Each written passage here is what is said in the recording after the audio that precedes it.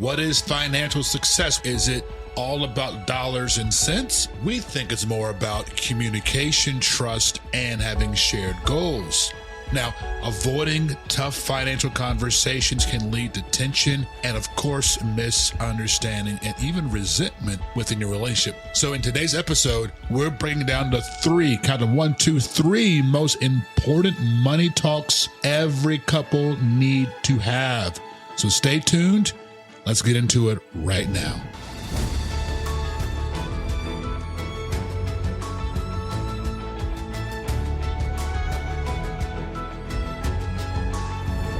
Welcome to the Home to Haven podcast. We are so delighted that you have tuned in.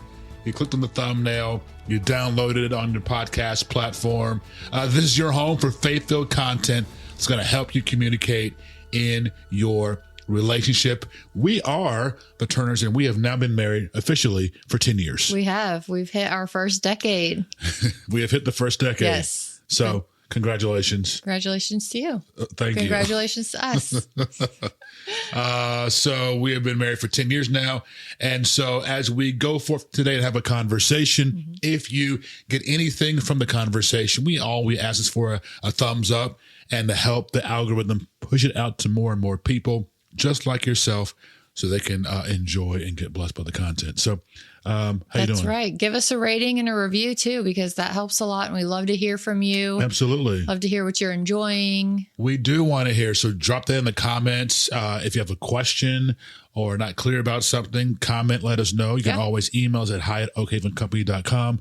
We're going to dive right into it. We are. Because it's money matters. And this is kind of This is one of my favorite things. Yeah. So I'm the numbers finance type person. I love that stuff. Right. So to me, it comes very natural.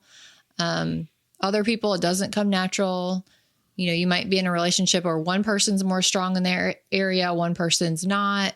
And so you kind of lean on each other, right, and really work through. But there are 3 financial things that all relationships need to discuss that will affect their relationship. This is one of those hot button topics. Finance can be very difficult to talk through when you're dating, when you're married, because it's, especially when you're dating a private or, you know, it's one of those vulnerable things. Yeah, but you've got to talk about finances before you get married. You better have some deep conversations, and you better also talk through continuously when you are married. That's right. So what's the first one we got to talk about? Yes. So the first one we're going to throw out there is all about debt. So do you have debt? What types of debt? What's the amount of debt? Right. Because, you know, you definitely want to have that when you're dating, you've met someone. We got to have that conversation. We got to have it kind of early on. Right. And so I'm not saying, you know, first date, what's your credit score? What's your portfolio and credit score? But, you know, I'd say within 3. It's pretty important, right? Especially if, I think we talked about this a couple of weeks ago, just like on a date night or something, if it would have made a difference. Oh, right. If we were dating and we were starting to reveal some of the more intimate details of our lives, and you asked me, or I revealed my debt, and I would say, well, yeah, I'm about $300K in debt. Like, would that have affected your outlook or your take on our relationship? Because it is super important, right? It's going to affect your future, both individually and also as a couple, because we do believe when you get married, finances are shared. So it's no longer yours and mine. It is shared now debt. So that is what makes it even more important, because if you marry me and I have $300K in debt, it's also yours. Yeah. So that's a big thing to talk through. Yeah. Where's my stat? You moved it. Yes. No, it's at the top, right under the very first line. I do not see it. I still don't see it. Oh, yeah. Okay. It's important because you mentioned your debt becomes my debt. And I said, yes, that would have made a difference, because the average household in America has about $10,000 in credit card debt. And for me, that's a debt that can be avoided. Right. Because if you don't have it, don't pay for it. 100%. Right. And that's your outlook, or your, I guess you would say, opinion on debt. Yeah, that's my opinion. Okay. Yeah. Before the comments start blowing up, Hey, our advice would be, if you don't have the money in the bank, then don't pay for it. Right. We use credit as a extension of our debit card to get points and cash back and things like that. And so, you're getting 21, 28, 31% interest on something and when you're carrying that balance. Yeah. And so the average person has 10K in credit card debt. If I marry you, well, now that comes and affects my buying power. If I've got an 830 credit score and I've got no debt, and you've got a 420 credit score and 80K in debt, that's going to affect how we pursue a down payment on a house, whatever else is coming through it. So you got to have the conversation of, what's our debt? What's our plan of attack? Do we want to get out of debt? How do we love debt? Yes. Have those conversations, because money, you don't want money to be a shackle. You want money to be a tool. That's right. And you're hitting all the top questions that I had written down that couples should really discuss when it comes to debt. Okay. So number one, what types of debt do we have? So there's student loans, which might not be seen as medical bad. Debt. You have medical bills, or like you mentioned, the credit card debt. So talk through what those types are, and just be completely transparent. Right. This is not the time to hide.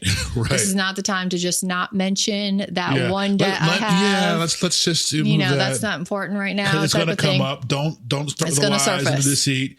And I was honest, I can't count, so if you can't do money, we have a problem. I'm not the one you want to be doing money. Gotcha. I never balanced. I'd spend, I pull my stuff on the account. Yeah, and I remember you there's still enough in there. Okay, great. We're green. We're fine. I don't know where it's coming from. I don't know how. Yeah, it was green. So that made you kind of like, womp. I'll take care of that. But for me, it worked, but not for a couple. 100%. And then, like you mentioned, what are our individual attitudes and beliefs about debt? So do you see it as something to avoid at all costs, right? We're not going to go into debt no matter what. Yeah. Do you see it as a necessary tool for certain situations? Do you not care about debt? You're like, yeah, I want it. I'll buy it no matter what. So there are beliefs that each person will have coming into a relationship. And then, like you said, what's the plan to get out of debt? So if we do have some debt, what kind of plan are we working on? Should we prioritize paying off debt like aggressively? Are we going to go after it really strong? Right. Are we going to just take baby steps? Those are things that you really want to talk through. And then how are we going to communicate going forward when there's something might arise we're not planning for that puts us in debt? Or how are we going to talk through our habits going forward? And I will say, do not feel burdened if you have debt. Because there's a way out, and don't feel like, it's never going to get any better, so I might as well just let it ride, But we would encourage you to be liberal in your giving and trust God with your finances. Amen. Because he has a plan for you. Just like he has a plan for your marriage, he's got a plan for your finances. And, trust in him, and he will bless the work of your hands. So the second conversation you want to have is about saving, spending, and there it is, your giving. So this is where I can talk through, because, typically somebody's going to be a spender and somebody's going to be a saver, a more frugal person. Right. So what's that balance? What's going to be that compromise? Yep. What's going to be, let's do it up, and I work hard for my money. I deserve to use how I would. And you might be, well, let's save it. Let's invest it, and you're like, well, you only live once. Right. Okay? Exactly. So you got to have the conversation. You got to find out about that. And then, okay, how do we do this? If I want to go on a trip, do I got to sign out a requisition form or, put in to get approved by the spouse? Accounts payable. Yeah, exactly. Yep. Yeah. So what are those individual spending habits or tendencies? Like, are you an impulse buyer? Are you just out shopping and, hey, I'm going to buy that. It's a great sale. I'm going to get it. Right. Or is that something that we even set a limit of, hey, if it's over $100, I would like to have a conversation before we put it on the credit card, something like that. So what are those current like month to month spending habits that you have for your now household budget, right? Right. And I would encourage that, we're not financial gurus. This is not what we delve in. Our expertise is in communication. Can we give you some tips? Great. You can always ask us, but we'll let the experts who deal with finance, let them talk about the finances. We would say, definitely have a joint account that demonstrates marriage and unity and oneness. But you can also have an individual account that says, like you said, okay, I'm going to put 100, 200, whatever it is, whatever, $20, whatever it is, a month in that account. Because you don't want to be like, well, hey, I want to buy a gum, a pack of gum or Starbucks. All right. Hey, babe, can I get some Starbucks today? Yeah. I'm kind of hungry. Yeah. So we're not saying that, but you should be accountable to one another. And you should be having conversations concerning, number one, again, what's our goals? What do we want to save? What are we working towards? And so that there is a unity and commonality and there is accountability. So that if I am a spender and I know this, and you're more frugal, and you can kind of keep us on track. Yeah. But I can also say, let's have a fun day. We've met some goals, and look, we've seen some increase. Let's enjoy the fruits of our labor, whatever it is. That's right. So it's important again to talk through. We're talking about the communication that needs to be there and those conversations that you need to have. Another big thing with budget is how are we going to track that stuff? Are we going to track everything that comes in, everything that goes out? Are we going to track our income and expenses like on a spreadsheet, or are we going to use an app, or what kind of tools that's good. Are we going to use? Right. Should we both have access? Should one person just be doing it? Those type of little details that really end up mattering when it comes to finances. Again, I would say you do not want to have anything hidden. I don't know if people carry wallets still. I still have a wallet, but the secret compartments in the wallet, whatever. But you want to have that shared access because you need to know all the bills. You need to know when they're, I don't care about that stuff. That's our dynamic. Yeah. I could care less about the bills and what's due and when and how to pay what. Are we in the black this month? How much do we have left to this? And I may give her direction on, I feel we need to shift this here. I want to focus on this month. I feel like we've been spending a lot. Let's look at this and let's put in a budget reducing committee and let's slash this month or this quarter. So I'll do those things, but you need to know how to pay the mortgage. God forbid anything ever happens. I don't want you to be in a place where you're lost or not knowledgeable of our process. The other finance conversation you guys should be having is about giving. If you are a follower of the word of God and a follower of Jesus, the scripture teaches us to be liberal with our giving. And again, to trust God with our finances and to trust and believe that your finances in God's hand will do more than it can in your own hand. Yeah. And to have the conversation about your liberal giving and where you can be a blessing to the kingdom of God, your local church, missions, other people. There's various ways you can support the work of the kingdom in your giving and watch God do wonders with that. That's right. And also keeping track of that, right? So like you were talking about, I have a spreadsheet. I keep track of all the bills. You do. How much we're tithing, and giving. Everything has a category. And so I also have a tab on that spreadsheet of the bills that get paid every month, how to log in, passwords, things like that. So those are pretty easy things to keep track of if you have like a Google Doc or something that you can share with each other. Right. And so that's how we kind of do it. I keep track of all the detailed things throughout the month. And then I might say to you, hey, we have $200 extra. Where would you like that to be allocated to? Right. So I'm not just deciding those things by myself all the time. Right. And we can kind of work together, right? Is actually leads to our third thing is our future plans and expectations with our money. Yeah. So to have that shared vision of where we're going, how we're going to use money, because ultimately money is a tool, right? That we have 100%. And we need to be in alignment in having that vision of where we want our money to go. You got to have a vision. You have to know where you're going, write the vision, make it plain. The scripture says that money answers all things. And so have those discussions, dream big, and have those visions and dreams of where you want to go and allow God to give you the steps to get there, right? If in all transparency, some of our biggest misunderstandings have been, miscommunications have been around finances. I'm not a finance person. I'm not a detail-oriented person. I'm more big picture. I'm more visionary. Jennifer is very detail-oriented. So she would come with money stuff, and I'm just like, I don't understand the process. I have no idea. The concept makes no sense to me. And you may, I don't know if you have an example, but you would say whatever and this, that, and the other. And I might say, how much money is in this account? And then she starts going into this, well, this hasn't cleared yet, and this is still outstanding, and I'm waiting on this, and what you see here in the account is not this, but none of that stuff makes sense to me, and I would get frustrated, right? Because it doesn't make sense. What is the number? Don't tell me all this other stuff. Well, then subtract, multiply, divide, whatever you got to do to give me the number that I'm asking for. Yeah. And so that was something that we had to talk through and get understanding. So now she knows what I need, and she's able to get that to me so that we have direction in moving forward. Yeah. So that's not so much of, again, the dollars and cents. It was more about how we were communicating and what Terrell needed to hear versus what I knew in my brain.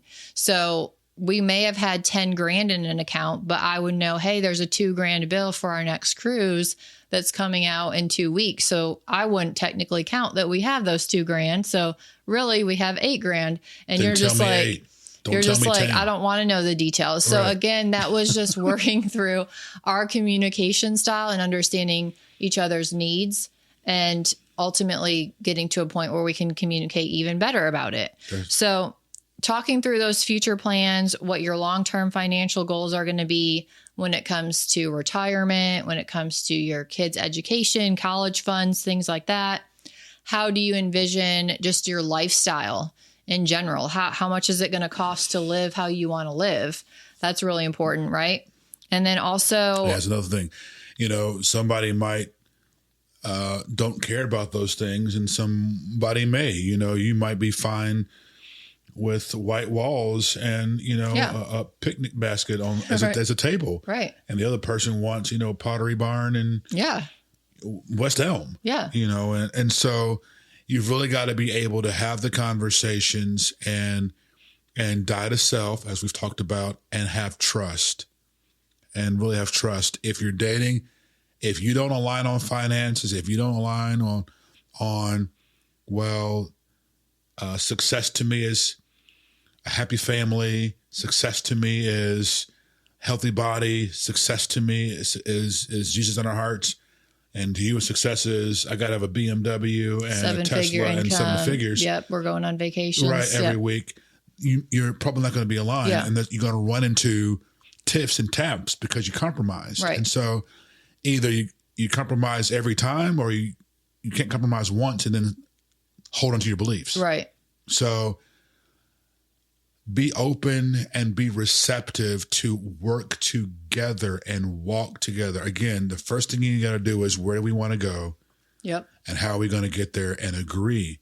Because maybe for a season, to everything, there's a season, time, and a place. Yeah. So maybe for a season, ladies, you're not getting your hair and nails done every single week because you got to pay off this bill. Mm-hmm. And there will come a season where you can get that done. But for right now, for the next 3 months, we're not buying anything. Yeah. We're cutting subscriptions because we got to knock this out to get this goal achieved. 100%. So it's talking through those expectations. You might have different expectations. Again, you're going to have that compromise. You're going to have to be able to talk through with your partner, because you're together, right? You're a unified team. So you, like you said, can't always have what you want all the time, every minute of the day, right? That's called being single. It's called being single. And that's another, like, talking through the expectations of, now you have a family, right? You may have kids, you may have extended family that you're helping out.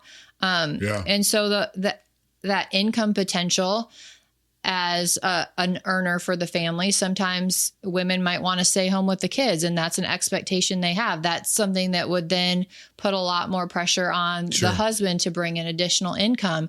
So talking through those either short-term and long-term goals and visions that you have are going to be extremely important, because those things will come up.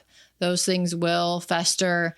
Those things can cause division if you're not talking through those, communicating through those, and getting on the same page. 100%. So I hope those things helped you and gave you some wisdom and some practical ways to have these conversations. If you got anything, give us that thumbs up. We do have a resource for you that I believe would be a blessing to you. It's called the 5 Powerful Prayers that every couple needs. In those, one of the prayers covers your finances. Yeah. And so it's important that, again, commit to the Lord. Proverbs 16:3, one of my favorite verses. Commit to him your plans, your thoughts, and he will establish them.